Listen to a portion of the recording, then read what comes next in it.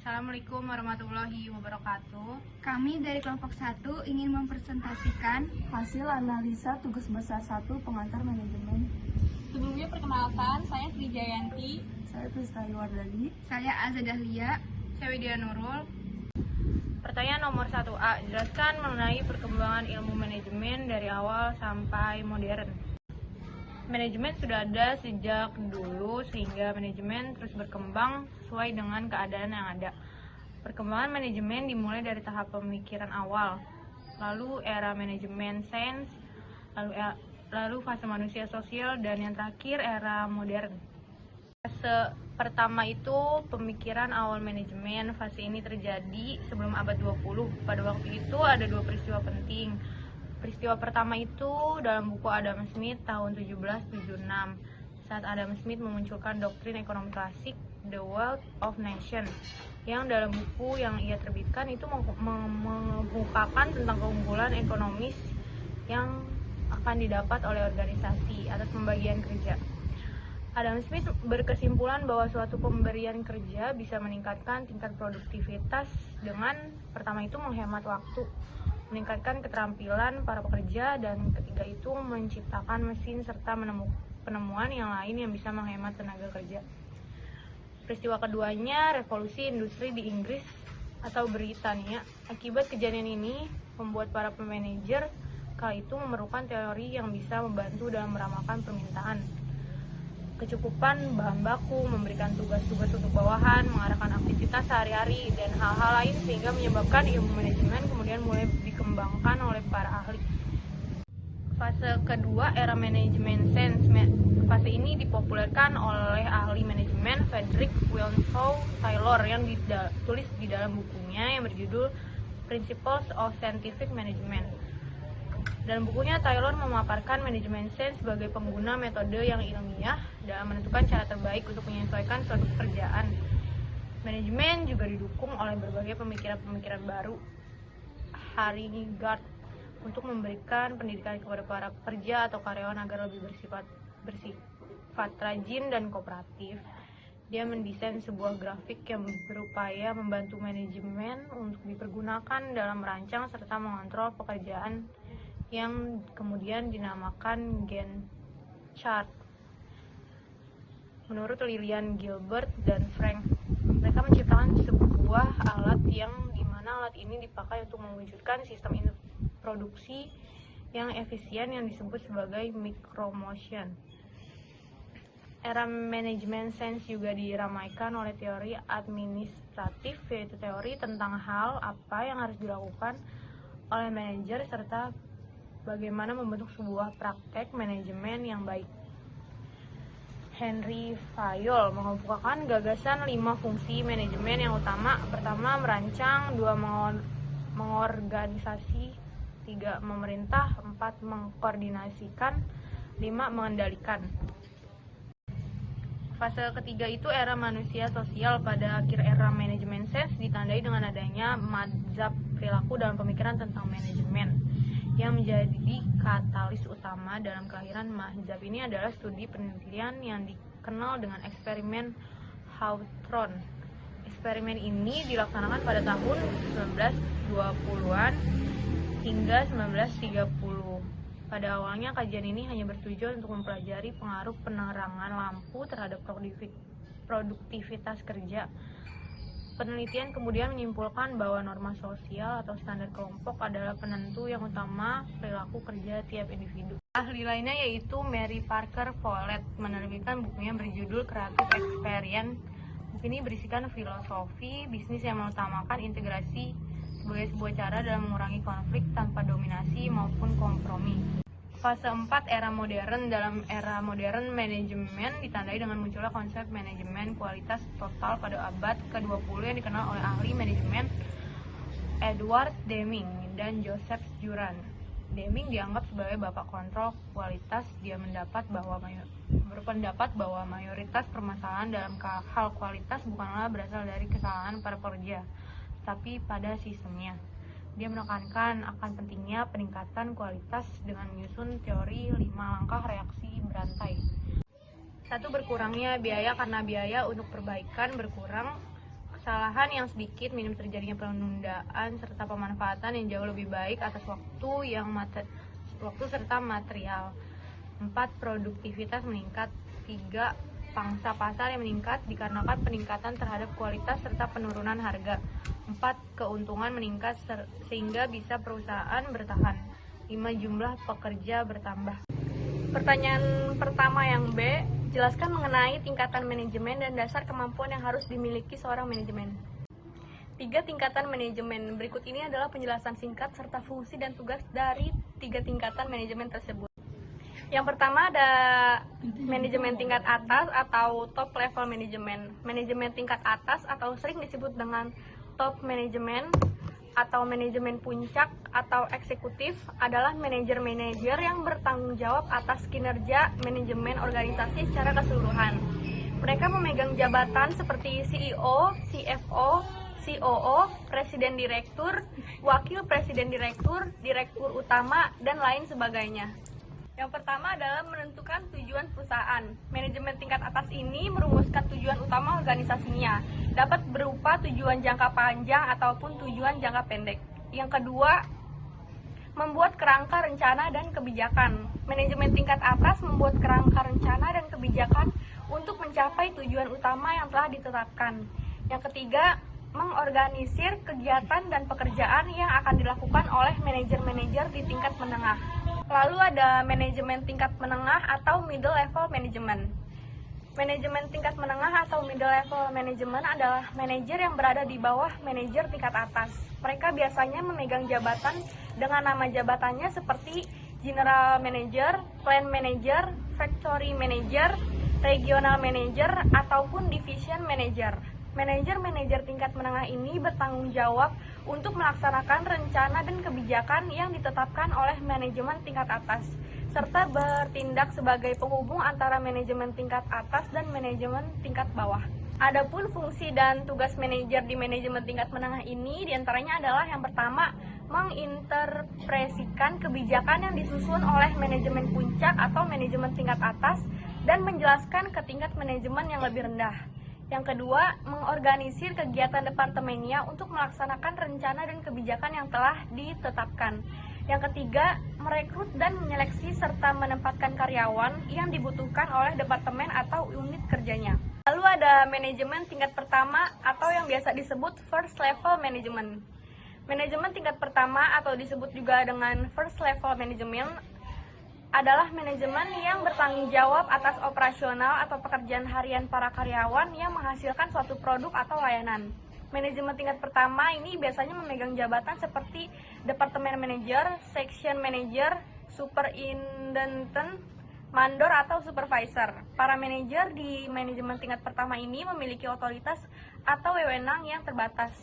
Beberapa fungsi dan tugas manajemen tingkat pertama ini adalah sebagai yang pertama, memahami dan mempelajari masalah dan keluhan-keluhan para pekerja operasional sebelum melaporkannya ke manajemen tingkat.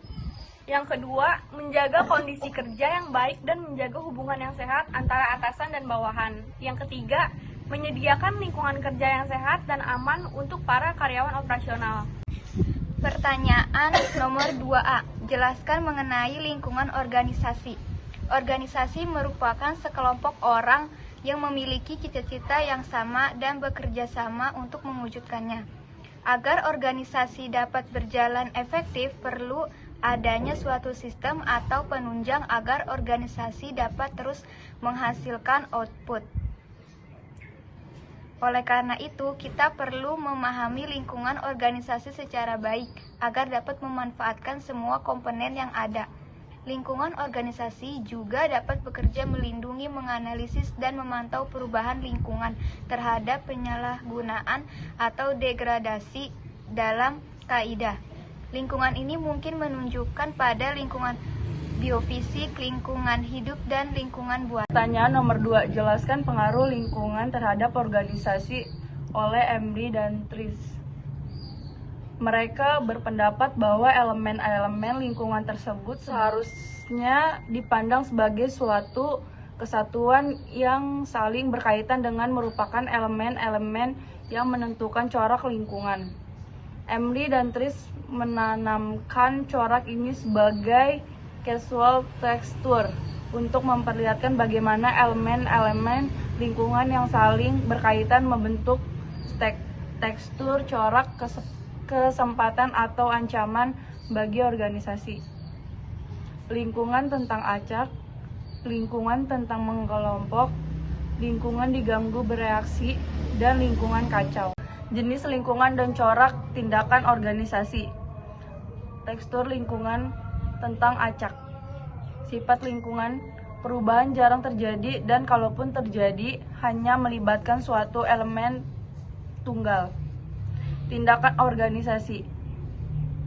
Konsekuensi pada operasi sehari-hari hanya memerlukan sedikit perencanaan tentang mengelompok. Perubahan jarang terjadi, tetapi jika terjadi bentuk elemen-elemen yang saling berkaitan. Tindakan organisasi. Perlu perlamanan dan perencanaan untuk mengantisipasi perubahan, perlu menghindari perubahan berkelompok. Diganggu lingkungan bereaksi. Lingkungan bereaksi terhadap perubahan dalam organisasi dan juga bisa sebaliknya organisasi berukuran besar jumlahnya tidak banyak oligopolistik. Tindakan bisa diamati. Perubahan berkelompok perlu mampu mengamati tindakan dari organisasi lain, perlu perencanaan untuk mengantisipasi tindakan organisasi lain. Tekstur lingkungan kacau. Sifat lingkungan. Perubahan drastis sering terjadi, perubahan terjadi dalam bentuk elemen-elemen yang mengelompok. Tindakan organisasi. Perlu mampu menafsirkan kondisi lingkungan, perlu adaptasi agar dapat bertahan hidup. Pertanyaan 3A. Jelaskan mengenai etika bisnis dan tanggung jawab sosial perusahaan. Etika bisnis adalah suatu kode etik perilaku pengusaha berdasarkan nilai-nilai moral dan norma yang dijadikan tuntutan dan pedoman berperilaku dalam menjalankan kegiatan perusahaan atau berusaha. Etika bisnis sangat penting untuk mempertahankan loyalitas stakeholder dalam membuat keputusan-keputusan perusahaan dan dalam memecahkan persoalan perusahaan. Sistem bisnis beroperasi dalam suatu lingkungan di mana perilaku etis, tanggung jawab sosial, peraturan pemerintah, dan perundangan saling berkaitan satu sama lain. Pihak-pihak yang berkepentingan dalam etika bisnis diantaranya sebagai berikut. Yang pertama ada karyawan, konsumen, investor, penanam modal, pemilik dan manajemen, pemasok bahan-bahan, organisasi pekerja, pemerintah yang mengatur kelancaran aktivitas usaha, bank penyandang dana perusahaan atau kreditur, investor, penanam modal, masyarakat, dan kelompok khusus atau mitra usaha. Hal-hal yang harus diperhatikan dalam menciptakan etika bisnis. Pertama, mengendalikan diri. 2. Pengembangan tanggung jawab sosial. 3. Mempertahankan jati diri dan tidak mudah untuk terombang-ambing oleh pesatnya perkembangan informasi dan teknologi. 4. Menciptakan persaingan yang sehat. 5. Menerapkan konsep pembangunan berkelanjutan. 6. Menghindari sifat 5K, kata balance, kong kali kong, koneksi, kolusi, dan komisi. 7. Mampu menyatakan yang benar itu benar. 8. Menumbuhkan sikap saling percaya antar golongan pengusaha kuat dan golongan pengusaha ke bawah. 9. Konsekuen dan konsisten dengan aturan main yang telah disepakati bersama. 10. Menumbuh kembangkan kesadaran dan rasa memiliki terhadap apa yang telah disepakati. Ke-11. Perlu adanya sebagian etika bisnis yang dituangkan dalam suatu hukum positif yang berupa peraturan perundang-undangan. Tanggung jawab sosial perusahaan merupakan bentuk kepedulian perusahaan terhadap lingkungan perusahaan melalui berbagai kegiatan yang dilakukan dalam rangka penjagaan lingkungan, norma masyarakat, partisipasi pembangunan, serta berbagai bentuk tanggung jawab sosial lainnya. Pandangan tentang tanggung jawab sosial perusahaan. 1. Pandangan tradisional. Membicarakan tanggung jawab sosial perusahaan ada dua konsep. Awal yang sejak dulu menjadi landasan perusahaan-perusahaan dalam menjalankan praktek tanggung jawab sosial. Di satu sisi ada pihak yang menyatakan bahwa urusan bisnis adalah menjalin bisnis saja. Pameo Ang sangat terkenal Pemerintah dapat mengatur aturan main tentang tata cara operasi yang tidak merusak lingkungan dan mengganggu masyarakat, tentang perpajakan, tentang penggunaan tenaga kerja dalam sebagiannya. Perusahaan tinggal mengikutinya. Jadi, pandangan mendirikan dan menjelaskan bisnis seperti ini motivasi sungguh-sungguh untuk motivasi ekonomi semata. Motifnya bukan ekonomi, misalnya untuk kesejahteraan masyarakat sekitar. Untuk suatu perusahaan bisa memiliki kemungkinan merugi karena meningkatkan biaya-biaya yang dikeluarkan oleh perusahaan. Kalau biayanya meningkat, maka perusahaan akan meningkatkan harga-harga produknya. Sehingga pada akhirnya masyarakat banyak juga yang terkena dampak. Jadi ketimbang mengeluarkan uang banyak untuk layanan sosial, lebih baik perusahaan menggunakan untuk pengembangan produk dan sebagainya. Sementara itu, masyarakat juga pada dasarnya bisa berpartisipasi menikmati perusahaan. Lantas, siapa yang harus mengurus masyarakat dan urus lainnya? Bagi pendukung pandang ini, untuk urusan sosial dan lingkungan seharusnya hanya menjadi urusan pemerintah. 2. Pandangan sosioekonomi. Berbeda dari pandangan tradisional, ada pandangan yang menyebutkan bahwa kalangan bisnis selayaknya memiliki tanggung jawab lebih.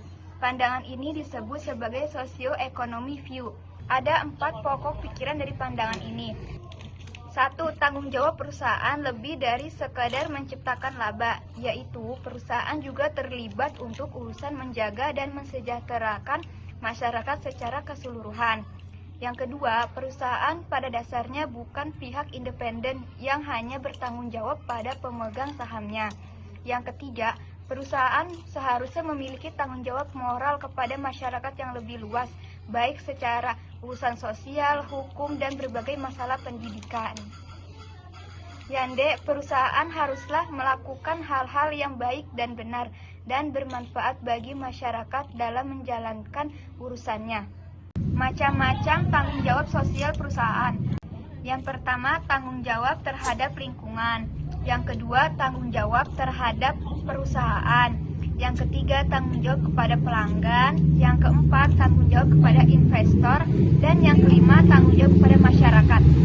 Pertanyaan nomor 3B, studi kasus Keta PT Sentul City selaku perusahaan properti dan penduduk. Rocky Gerung dan kawan-kawan saudara diminta menganalisa perusahaan tersebut dari segi etika bisnis.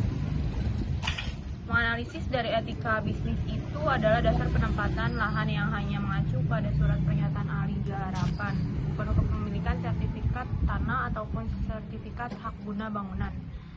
Kemudian mengatakan pemerintah desa saat ini tidak memiliki catatan lengkap ihwal kepemilikan lahan konflik antara Sentul City dan warga tersebut. Lantaran lahan yang ditempati adalah milik negara, maka Badan Pertahanan Nasional yang memiliki catatan lengkap, ia mengatakan selama ini pihak desa hanya bertugas untuk melakukan pencatatan pindahan lahan garapan dari warga setempat kepada pendatang. Hanya saja ia mengatakan data tersebut perlu dicek kembali keabsahannya dikarenakan terjadi sebelum dirinya menjabat sebagai kepala desa. Atas dasar itulah meminta agar sengketa kepemilikan lahan antara Sentul City dengan warga, salah satunya Rocky Gerung, lebih baik diselesaikan di pengadilan.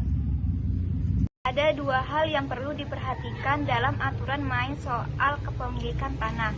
Yang pertama, mengantongi bukti kepemilikan berupa surat atau sertifikat tanah. Yang kedua, penguasaan secara fisik. Karenanya, warga pun mewanti-wanti pemilikan sertifikat. Dalam hal ini Sentul City, pasalnya menurut dia yang paling penting dari aturan kedua adalah penguasaan fisik. Tidak ada gunanya memiliki sertifikat jika tidak menguasai secara fisik. Jika bertahun-tahun tidak menguasai secara fisik, justru dikuasai pihak lain. Maka pemegang sertifikat harus hati-hati dan demi menjamin kepastian dari perlindungan hukum atas tanah dan bangunan milik kepada Kepala Kantor Pertahanan Kabupaten Bogor untuk dapat menindaklanjuti dan menyelesaikan pengaduan terhadap dugaan tindakan penyerobotan tanah yang diduga dilakukan oleh PT Sentul City. Sekian presentasi dari kelompok kami. Kurang lebihnya mohon maaf. Wabillahi taufiq wal hidayah. Wassalamualaikum warahmatullahi wabarakatuh.